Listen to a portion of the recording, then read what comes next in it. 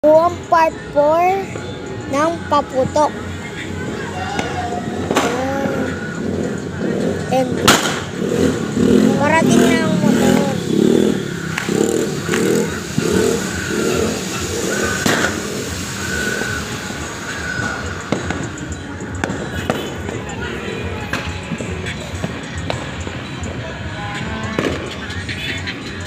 Wait lang po tayo sa motor.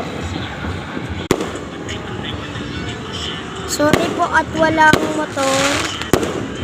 Mamaya pa po. Ayan. Mga boga, nandyan po sa baba. Kita niyo mga tao.